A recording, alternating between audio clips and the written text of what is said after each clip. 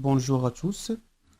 Aujourd'hui, notre objectif est de faire la correction de l'exercice numéro 2. Auteur la leçon d'équilibre d'un solide soumis à trois forces non parallèles. Donc, avant de donner la correction, au début, je vais lire l'énoncé de cet exercice. Donc, on a: à l'aide d'un dynamomètre, on exerce une force horizontale sur un corps C de masse M est égal 630 grammes. Le corps C est en équilibre sous l'action de trois forces non parallèles et le dynamomètre indique la valeur F est égale 3 newtons. Sachant que G, l'intensité de pesanteur, est égale 10 newtons par kilogramme. Question numéro 1. Déterminer le bilan des forces exercées sur le corps C. Deuxième question. Quelle est l'égalité vectorielle doit être vérifiée ces forces? Question 3. En utilisant la méthode graphique, déterminer l'intensité de la réaction des plans horizontales sur le corps C en utilisant l'échelle 1 cm pour chaque 1,5 newton. Question 4. Quelle est la nature des contacts entre le corps C et le plan horizontal? Avec justification. Question 5. En utilisant la méthode analytique, déterminer l'intensité de la réaction normale Rn vecteur et la réaction tangentielle Rt vecteur. Puis déduire l'intensité de la réaction des plans horizontaux sur le corps C. Dernière question. Calculer la valeur du K, le coefficient de frottement, puis déduire phi, l'angle de frottement. Donc, on commence par la première question. Au début, on commence par le système étudié.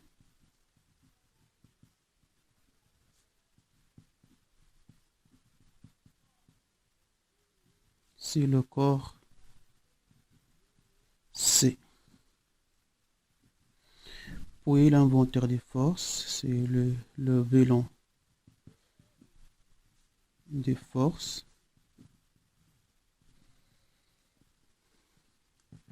Donc les forces exercées sur le corps C, on a au début P, le poids,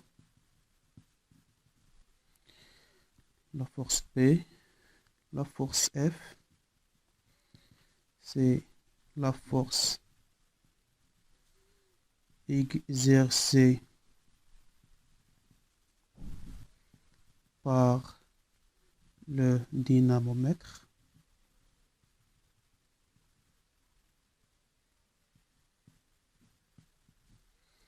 Et la force R, c'est la réaction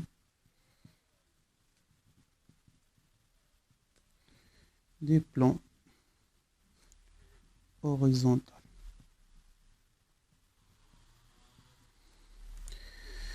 Pour deuxième question, quelle est l'égalité vectorielle doit être vérifiée ces forces? Donc, on a le système étudié, c'est le corps C et en équilibre. Donc, on sait que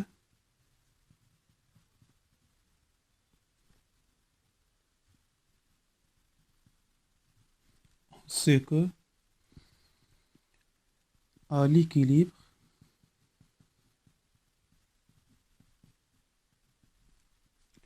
la sommation des forces exercées sur le corps C est égale à vecteur nul.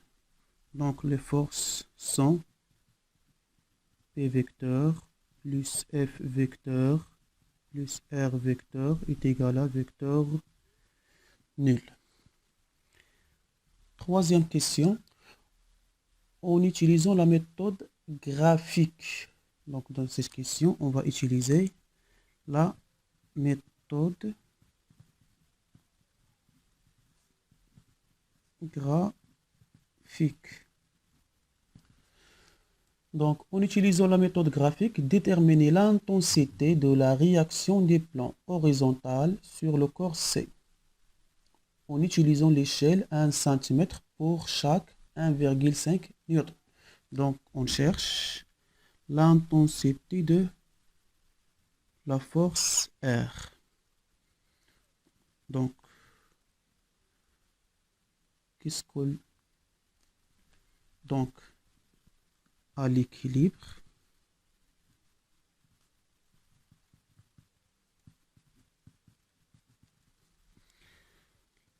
la ligne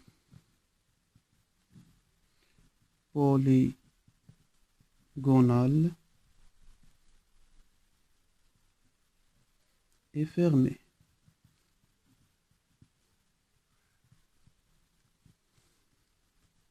Donc, on a cette information à l'équilibre et on a l'échelle qu'on doit utiliser, c'est 1 cm pour chaque 1,5 N. Et au début, on doit calculer l'intensité des poids, donc P égale à M fois G. M, c'est 630 grammes, on doit le convertir en kilogrammes, on multiplie fois 10 puissance moins 3, multiplié fois la valeur de G, c'est 10. Donc, après le calcul, P égale à 6,3 N. Et on a, à partir de l'énoncé d'exercice, F, la valeur de F, c'est 3 N. Donc, il reste maintenant utiliser l'échelle. Donc, on a comme échelle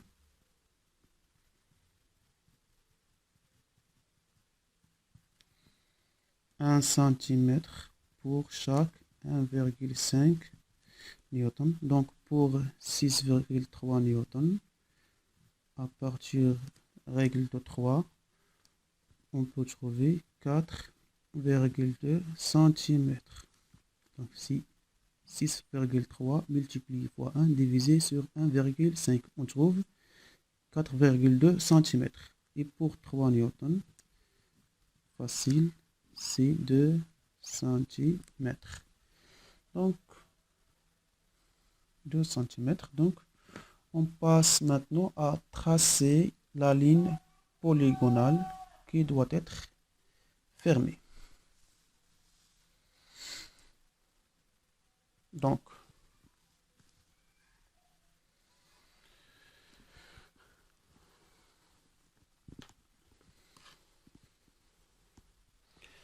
on commence par tracer le vecteur de P.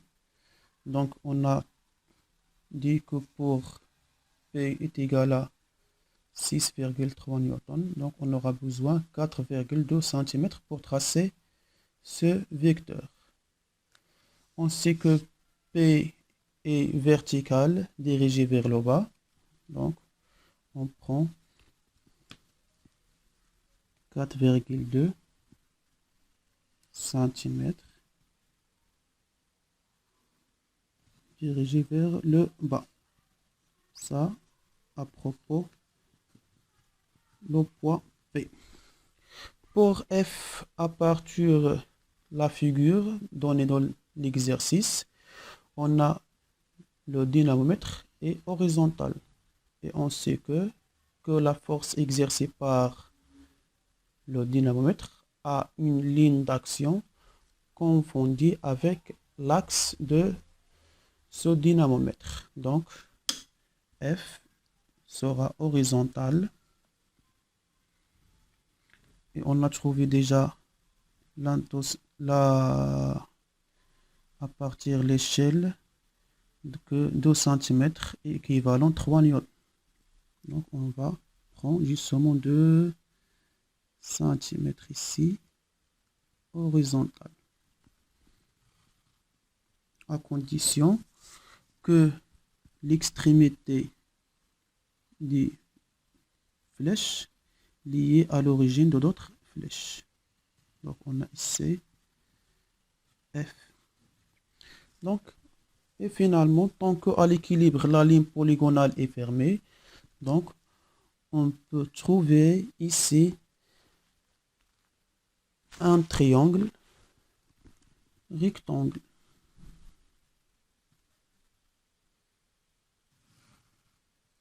Donc, toujours l'extrémité de la flèche liée avec l'origine de l'autre flèche. Et ici, on a la réaction des plans, c'est R. Maintenant, pour trouver la valeur de R, on aura deux méthodes. La première méthode,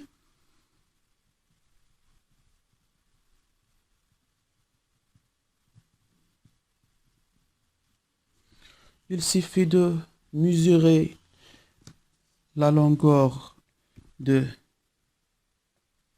cette flèche.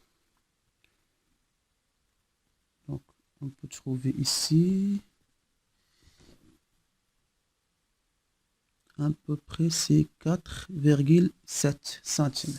Donc, pour R,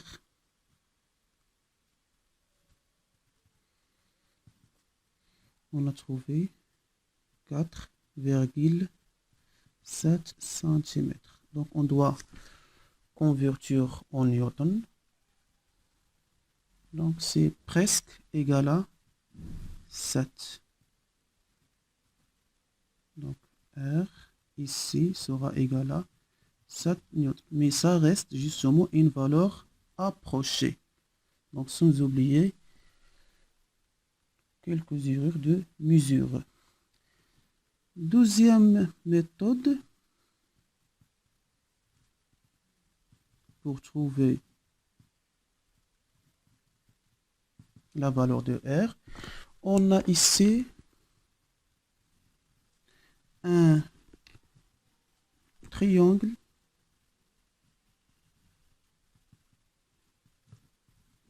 rectangle. Donc, on voit ici, on a un triangle rectangle. Donc, on peut utiliser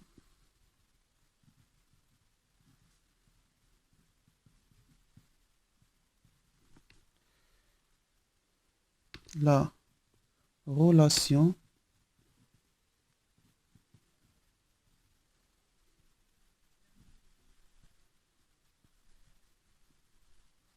de Pythagore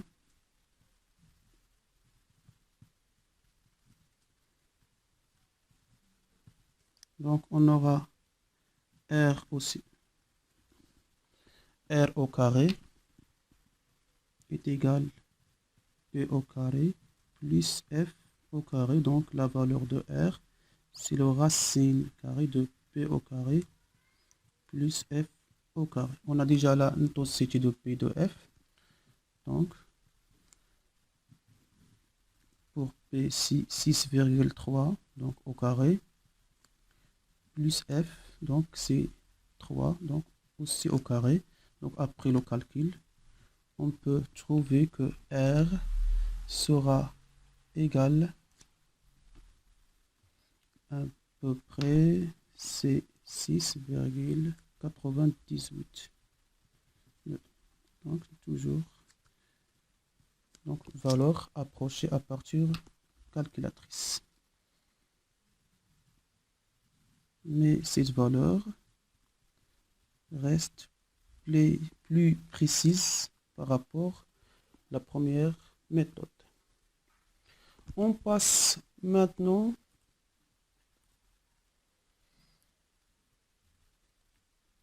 à la quatrième question. Quelle est la nature du contact entre le corps C et le plan horizontal? Justifie. Donc, avant de répondre à cette question, je peux faire tracer la figure donnée. Donc, on a ici le plan horizontal.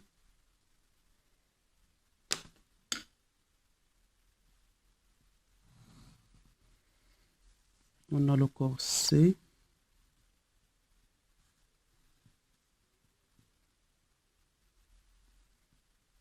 Centre d'inertie c'est G.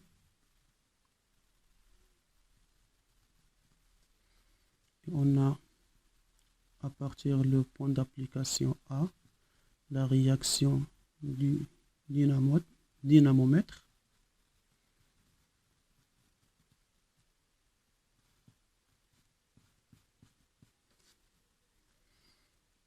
Et on a ici le point B.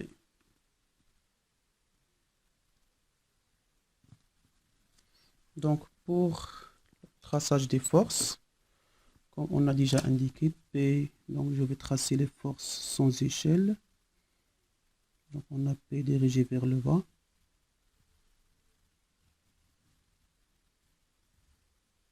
Donc, à partir du point d'application.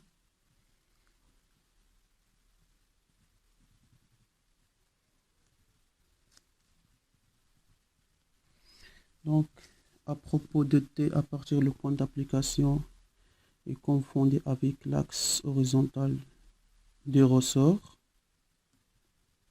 Donc, dirigé à droite. Donc, ici, on a F. Et il reste R. Donc, il faut respecter les conditions d'équilibre d'un corps solide soumis à 3 forces. Donc, les conditions d'équilibre, on a dit, puisque la sommation des forces est égale à vecteur nul, les lignes d'action doivent être coplanaires et concurrentes. Donc, on doit tracer R, comme on a trouvé que R n'est pas perpendiculaire sur le plan horizontal.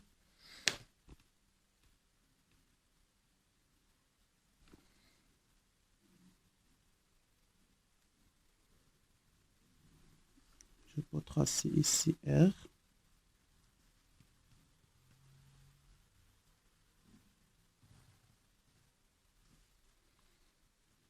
Donc R est incliné.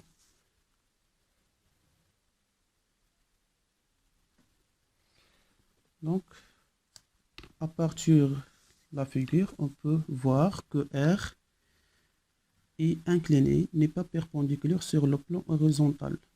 Donc, on peut déduire que la nature du contact est avec frottement. Donc, à propos, quatrième question. Donc, à propos de la nature du contact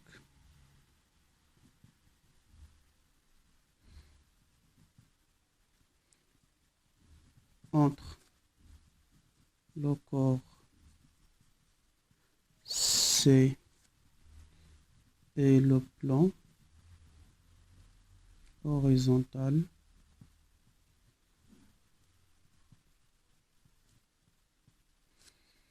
avec frottement. Pourquoi? Car la ligne d'action de la force R n'est pas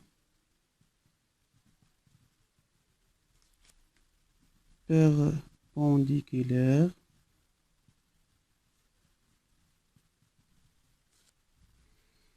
à la surface de contact.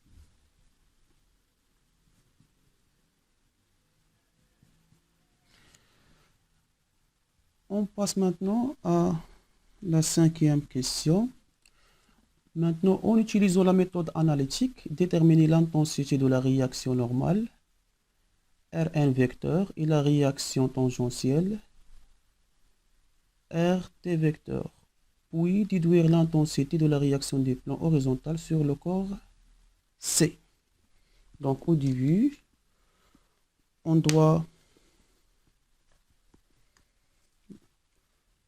tracer le repère adéquat. Donc je peux considérer comme on a dans la figure ici, on a l'axe X est confondu avec le plan horizontal, donc dirigé à droite, et on a ici l'axe Y. Donc on peut considérer ici l'axe Y qui existe ici, sinon je peux tracer d'autres axes Y qui passent par le centre de gravité, le centre d'inertie du corps C, et perpendiculaire sur l'axe X.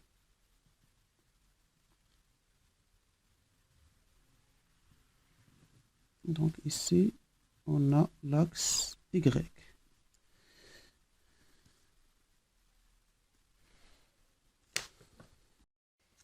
Donc pour question 5, on va utiliser la méthode analytique.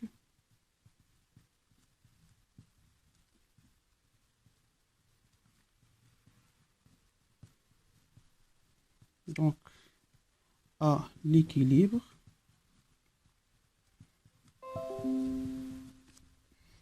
on a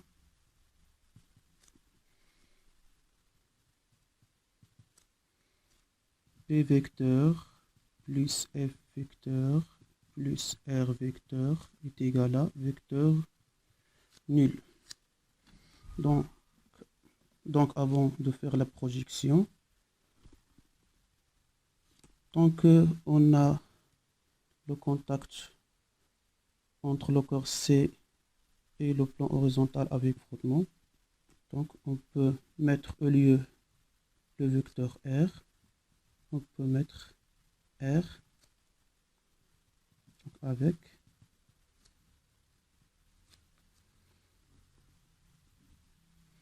R est égal à RT plus Rn. Donc on peut soit utiliser RT, sinon on peut utiliser, au lieu de RT, on peut utiliser petit f. Donc vous avez le droit de mettre par exemple petit f, c'est la force de frottement, plus Rn. Donc pour P et F, il n'y a pas de problème. Donc pour R, on va essayer de tracer la projection de R sur les deux axes X et Y, donc la projection orthogonale. Donc la projection de l'extrémité sur l'axe X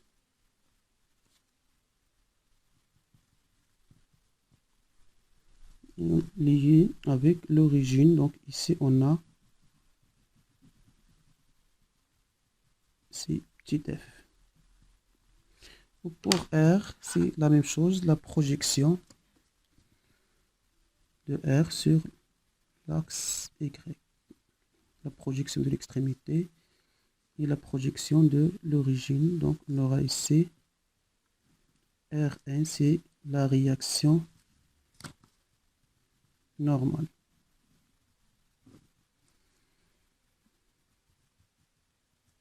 Ici Rn. Ici, donc, toujours la force R. Et pour montrer P, donc P à partir de l'axe, P à partir le centre de gravité, le centre d'inertie vers le bas.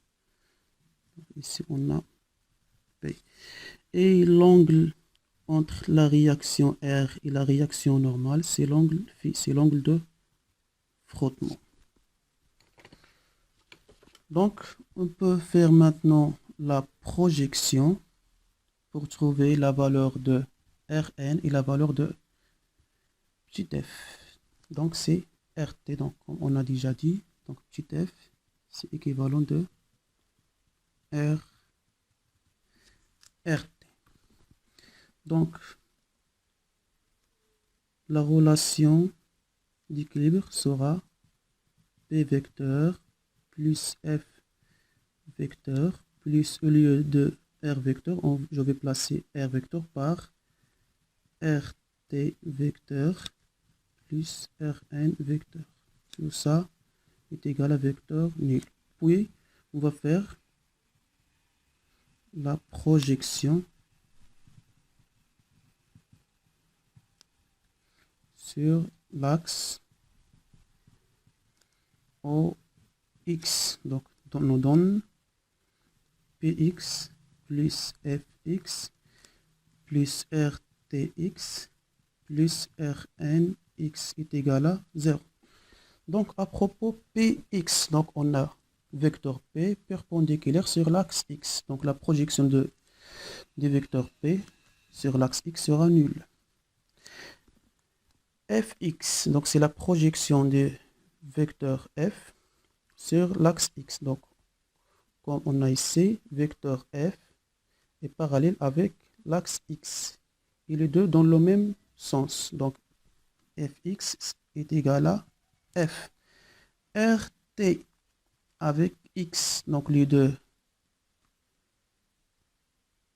Rt confondus sur l'axe OX, mais le sens de RT c'est opposé de OX. Donc, on va mettre moins RTX. Pour vecteur Rn est perpendiculaire sur l'axe OX, donc sera égal à 0. Donc, tout égal à 0. Donc, on peut trouver ici que, donc, ici, donc, on a dit que la RTX, c'est la projection de RT sur l'axe OX, donc sera égal à moins RT. Donc, je vais enlever le X. Donc, RTX, c'est moins R, moins RT.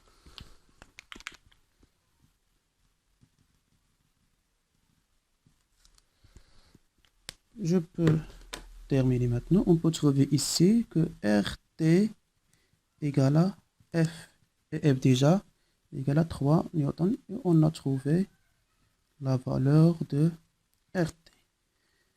Maintenant, on passe à la projection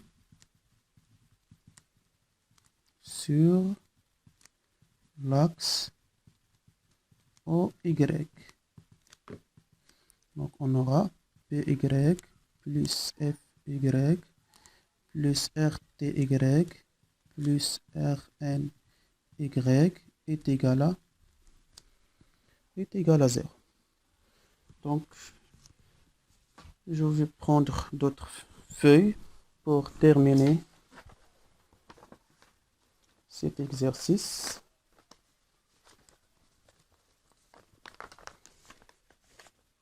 Donc, je vais prendre d'autres feuilles pour terminer cet exercice.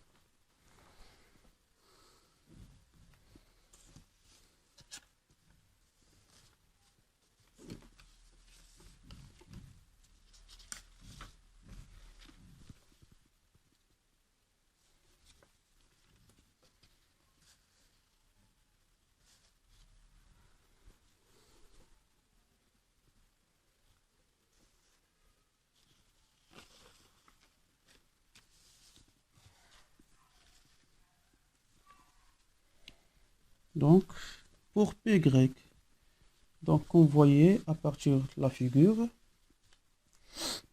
donc P vecteur est confondu avec l'axe OY, mais le sens de P opposé avec OY, donc PY sera égal à moins P.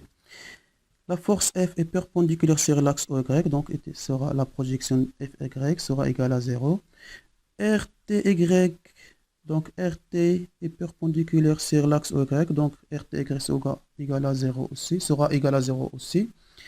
Rn, la projection de Rn sur l'axe OY, donc on voit ici Rn et l'axe OY, les deux confondus, avec Rn a le même sens que OY, donc elle reste Rn égal à 0. Donc on peut déduire que Rn est égal à P.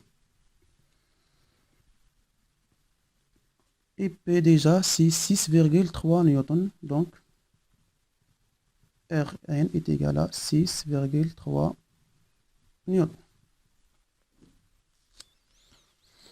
Maintenant, on peut déduire la valeur de R.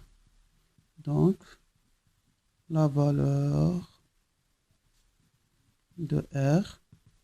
Donc, on sait bien que R est égal à racine carrée de Rn au carré plus RT au carré. Donc, R égale racine carrée Rn carré déjà égal à Rn carré déjà égal à 6,3. Donc au carré, plus RT, on a trouvé RT égale à 3, donc 3 au carré. Donc, après le calcul, on va trouver 6,98. Tout ça en newton. Maintenant, on passe à la question suivante.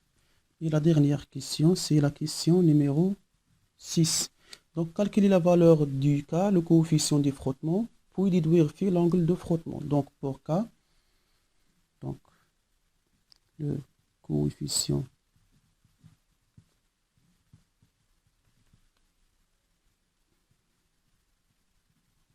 de frottement,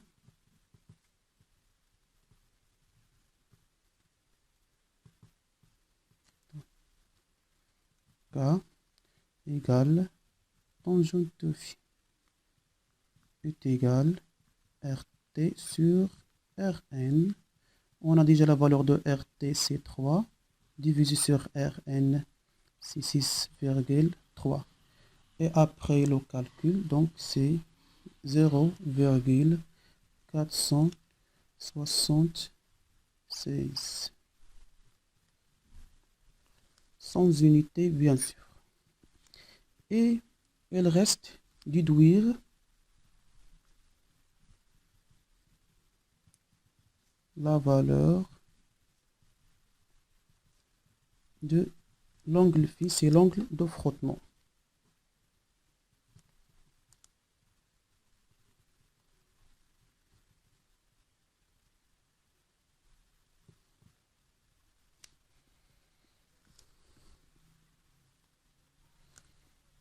Donc c'est l'angle de frottement.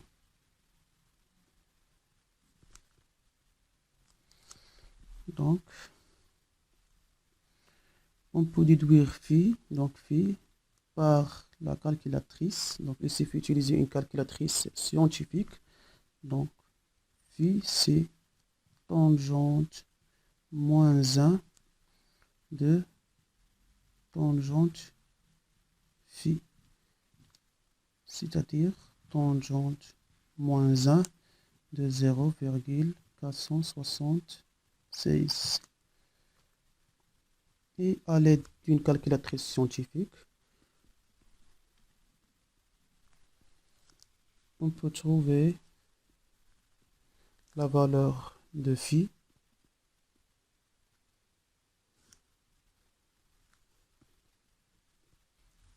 Donc phi égale 25,45 degrés. Et merci.